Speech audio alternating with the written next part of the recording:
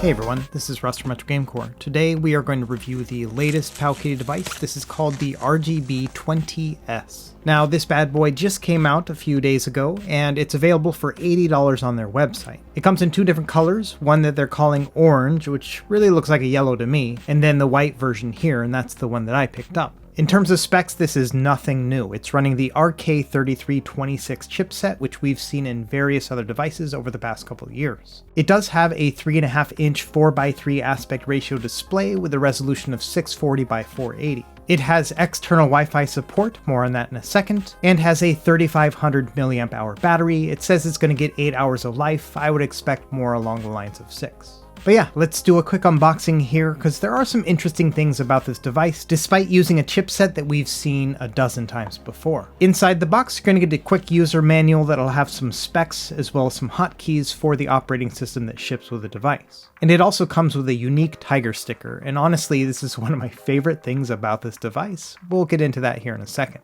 It's got a standard charging setup with a USB-C input. So let's have a nice look here at the PowKiddy RGB20S. Now, right off the bat, you can see it's a vertical handheld, and it's the first vertical handheld that I've used that has dual analog sticks. It has these really chunky shoulder buttons on the back, and honestly, there's just a lot to unpack about this thing. It has like that little smiley face function button in the front, and having the analog sticks on the top here is just a little bit strange.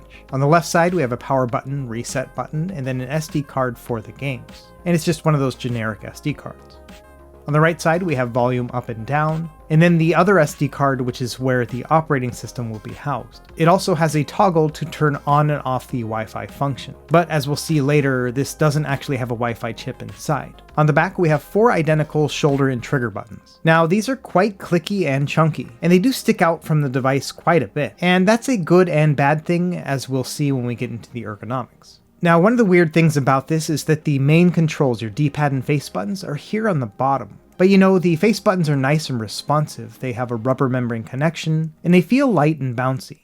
It's very reminiscent of the RGB10S, which I reviewed about a month and a half ago, as well as the RGB10 Max 2. The analog sticks are switch-style analog sticks that do click down L3 and R3. One unique thing is they are not inset into the case at all, so they stick out quite a bit. The D-pad feels nice and bouncy as well. In fact, when it comes to a retro feel, the D-pad and face buttons are great. Now these 3 buttons in the middle here, select, start, and function, they're actually very clicky. They do not have a rubber membrane connection. And then also up top, we have a single mono speaker. Now, one thing I did notice is that the select and start here are labeled correctly. Select on the left, start on the right. But they're backwards on that little tiger sticker. So when I put that tiger sticker on, it's actually going to look off. Even though the right button is start, it's going to say select. And finally, on the bottom, we have 2 USB-C ports. The left one is for charging, the right one for peripherals, and then a center headphone jack. Now, in terms of ergonomics, this thing looks like it's not going to be comfortable at all. It doesn't really have a chin underneath the buttons. But it turns out, because those shoulder and trigger buttons are just so dang chunky, that it actually gives you a place to rest your index fingers. And as you rest them there, it's pretty easy to actually press the shoulders and the triggers with the meat of your fingers. So I would not recommend pushing your index fingers out to push L1 and R1.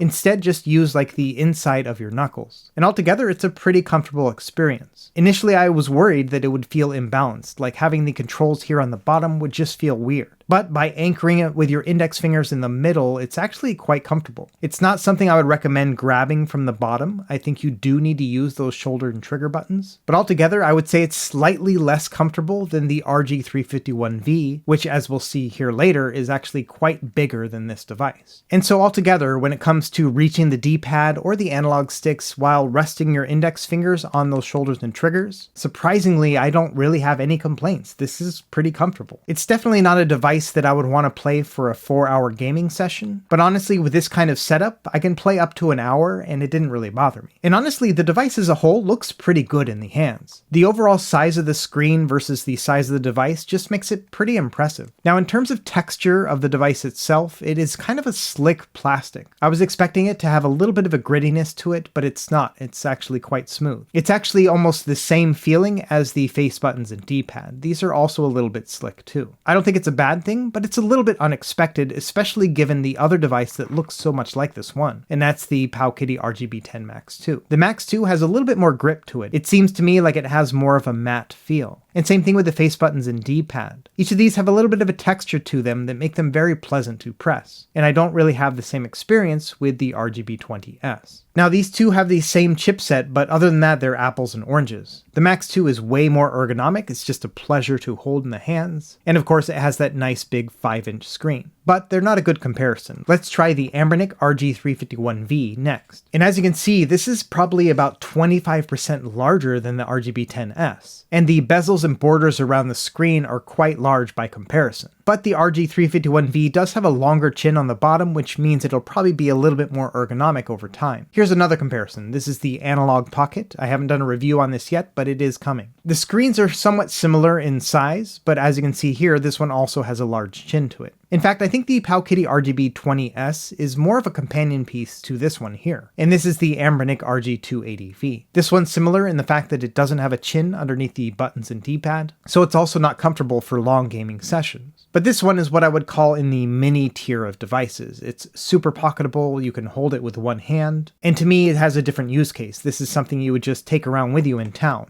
Another similar sized device would be the Miyoo Mini, which I've made a bunch of videos about here in the last few months. And in terms of just overall balance, this one has a better chin on it, but of course is much smaller and pocketable. In fact, the Miyoo Mini is my favorite of the mini devices right now. And unfortunately, the RGB20S doesn't have that potential to be pocketable. The combination of these chunky back buttons and the analog sticks, which are not recessed, means that it's actually kind of a pain to get it in and out of your pocket. So in that regard, I would say the Miyoo Mini is way more portable, although it does have a smaller screen and less performance. Alright, I think it's time to put on this sticker, because I think this is honestly one of the biggest draws to this device right now. And it's funny how a little 5-cent sticker can kind of transform this thing, but as you'll see, it makes it super cute. Now the material of the sticker itself isn't quite vinyl, but it is pretty sturdy. And when I first applied it, I realized that I probably shouldn't just go head on and try to put it on directly. Instead, I slowly loosened it back up, and then I lined the bottom of it with the bottom of the device itself. That way I could slowly work my way up and make sure it fit perfectly. You may have to push the analog sticks down just a little bit just to make sure that the ears fit fully. And because I had pulled it off initially, I had a couple little creases in there too, but I was able to smooth those ones out. And so yeah, look at this thing now. It's just kind of ridiculous. I honestly love it. It's kind of stupid, but all the same, it's pretty good. And here are those creases here. I was able to smooth those out over time. So yeah, there is no reason to put a tiger sticker on a retro handheld device, but all the same, I like it better now with the sticker on it. Okay, so let's take this thing apart and see what we're working with internally. It has 6 Phillips head screws all together, and it comes right apart. There are no clips or anything. So let's take a look at what we're working with. First of all, here is the 3500 mAh battery. This one is a little bit small in dimensions, but still a lot thicker than other ones we've seen on similar devices. In the center here is the single mono speaker, and then you can see the 4 micro switches for the back buttons here.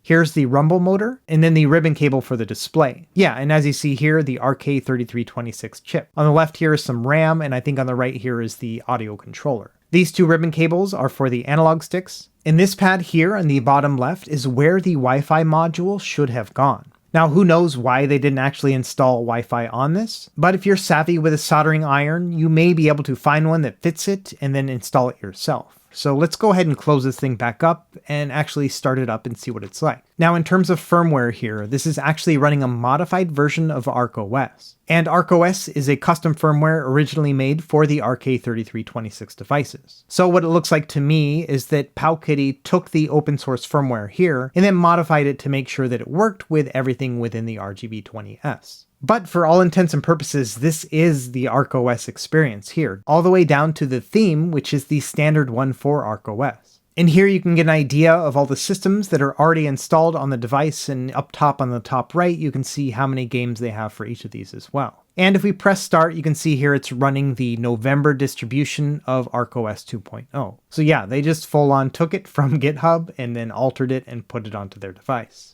Now, just to double check to make sure that I'm not taking crazy pills here, I did want to go into options here and verify that the Wi-Fi selection doesn't actually work. First thing I want to do is turn on the Wi-Fi toggle, and then I'll press the shoulder button to go to the plus section here, and yeah, as you can see here, it's not finding any Wi-Fi networks. So let's go ahead and try a USB dongle here to add an external Wi-Fi device. And sure enough, yes, this does detect nearby Wi-Fi hotspots. So this device is capable of Wi-Fi, but it will require a dongle, which is a little bit disappointing to me, especially considering the fact that the last few PowKiddy devices have had onboard Wi-Fi. Either way, let's test out some games here and see what the gaming experience is going to be like.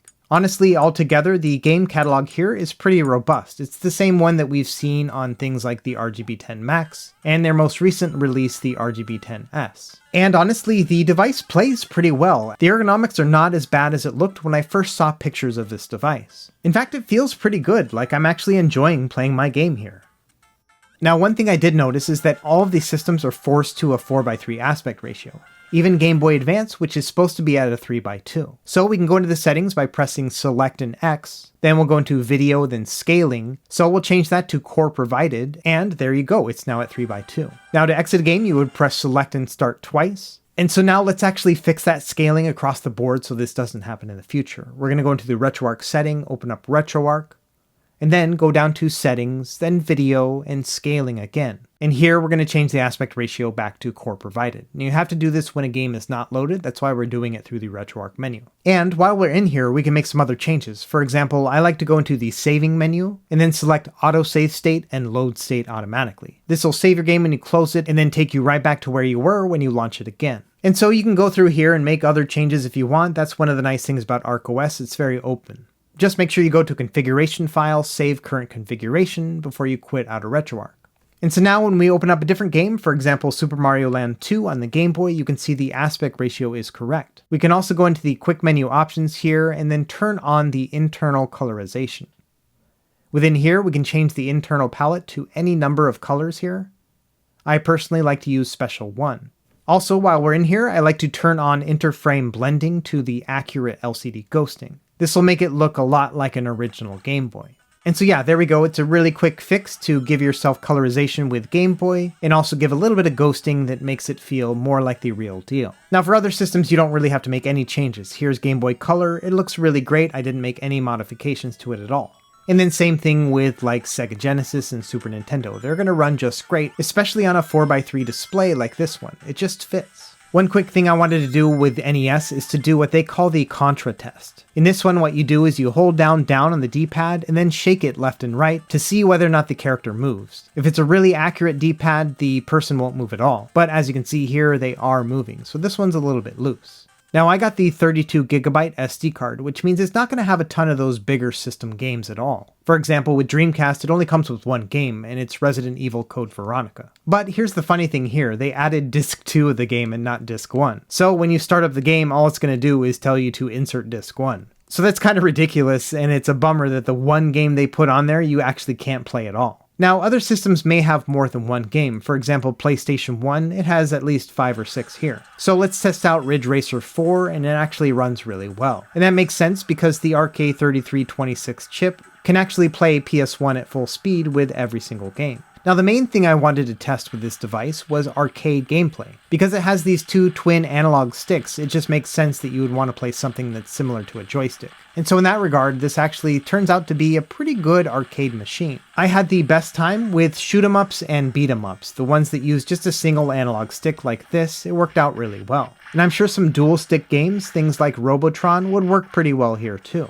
But one thing I did note is actually using those shoulder and trigger buttons on the back is kind of a pain in the butt. For example, here I'm trying to use the kick and punch buttons on the back with L1 and R1, and using them in a combination with the D-pad or the analog stick just felt really awkward to me. And so as much as I do like using this for arcade games, I did find with fighting games, especially those that needed to use the shoulder buttons, it wasn't ideal. Now here's something really interesting about this device. At one point, I decided to take out the second SD card and change out some of those games. But as soon as I added the game card back to the device, it stopped booting. It would show me a loading screen and then it would just flash like this indefinitely. And I tried all sorts of things, taking out the second SD card, trying a different one, things like that. nothing worked. And so essentially I had bricked my device in the first couple hours of owning it, which is kind of a shame and really was a bit frustrating too, especially because there's no official custom firmware for this device. But the thing is, I checked the boot partition within the first SD card and it said a bunch of things about the RG351MP. And so what did I do? I tried out some RG351MP software. And it turns out that most custom firmware for the Anbernic RG351MP actually works on this device right out of the box. So here I'm running the regular version of ArcOS, the one that you would just get from their website with no tweaks. And the RG351MP version works just fine. In fact, there wasn't a single thing that I saw different between this one and the one that shipped with the device. And so if you happen to corrupt your SD card like me, there is a solution, and it's just to use ArcOS. But I didn't stop there. Next I tried the 351 Elec build, the most recent official release. And this one worked fine too.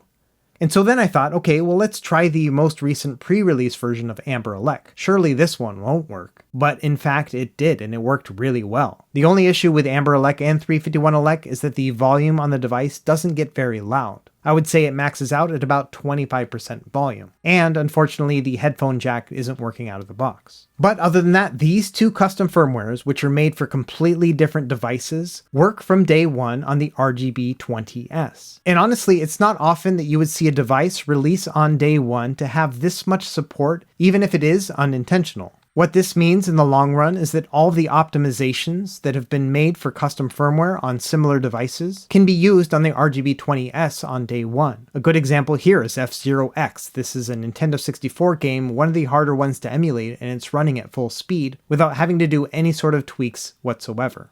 Okay, so putting it all together, let's actually summarize this device. What are the things I like and not like about it? We'll start with what I like. First and foremost, let's address the tiger in the room. This thing is freaking cute. When I handed it off to my wife and kids to test, they all squealed in delight. They thought this was the coolest thing ever. And additionally, it has some pretty good strengths to it. It's got a really nice screen, 4:3 aspect ratio, 3.5 inches, and a 480p display with nice color balance and saturation. I actually like the speaker placement right here front and center, because there's no fear of me covering up with one of my fingers, and it sounds great. And like I showed, it has some unintentional custom firmware support. I love the fact that I can just jump into ArcOS or Amber Elec from day one. And honestly, the $80 price tag on this is actually pretty impressive. It's a nice compact device with a really good display and comfortable buttons. And finally, given the fact that it is well optimized thanks to custom firmware, you're getting a lot of bang for your buck. Now, of course, this device is nowhere near perfect. So let's talk about some of the things I do not like about it. First and foremost, despite being a fairly compact device, this thing is not pocketable. The analog sticks are going to get caught in your pockets as you try to slide it in, and those shoulder and trigger buttons stick out quite a bit. I also think it's a shame that there's no internal Wi-Fi on this device, because being able to add retro achievements to the overall experience would have been great. And honestly, here in 2022, I can already see the comments in this video before it's released, and they're going to say things like, oh my gosh, not another RK3326 device. At this point, a dozen of these things have come to market, which leads to the question of who is this device for? As it stands right now, there already are other vertical handhelds, and there are others that have a nice screen like this as well. And to be honest, I'm not quite sure who's gonna want this thing. Yes, it is compact. Yes, it is dang cute. But it has enough missteps that kind of make me think that this isn't perfect. For being so compact, I wish it was more pocketable, but unfortunately, its own controls get in the way. The lack of internal Wi-Fi, despite having a toggle for it, is just kind of confusing and weird, and I wasn't happy about the fact that my stock operating system corrupted in the first couple hours. In the end, I think this little tiger sticker is a good symbolism for PowKiddy itself. The little tiger face is something I didn't think that I needed, but now I love it. But all the same, it also shows the lack of attention to detail from the company. The fact that they got the start and select buttons backwards is kind of a metaphor for the company itself. Not to mention the fact that the function button here, which serves as the nose of the tiger, actually has zero functional use because the select button is the hotkey enable button on this device. And so it stands in this kind of weird middle ground. It is smaller than the RG351V, but it also makes the RG351V look a little bit dated by today's design. But all the same, the Miyoo Mini is $20 cheaper, but infinitely more pocketable and playable. And so really, between the three vertical devices here, I think the RGB20S stands in third place. And finally, I don't think this is PowKiddy's best RK3326 device. That remains the RGB10 Max 2. This one is way more ergonomic, and I really love this 5-inch screen. So in the end, do I recommend buying the PowKiddy RGB20S? And I'm sure you can see this coming, but it's really going to be up to you. If you just really like collecting neat handhelds, then sure, I think this might be worth an $80 impulse buy. But if you're in the market for just one single handheld, I don't think this is the one. I think you're going to be much better served getting a Retroid Pocket 2 Plus or even waiting out for one of the Odin devices. And then also in the meantime, something small and fun like the Miyoo Mini is going to kind of fill that void as you wait.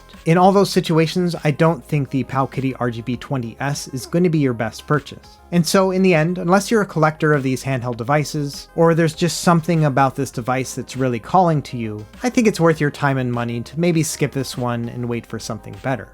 Anyway, that's it for this video here. I hope you guys liked it, and let me know if you have any questions in the comments below. As always, thank you for watching. Be sure to like and subscribe if you found this helpful, and we will see you next time. Happy gaming.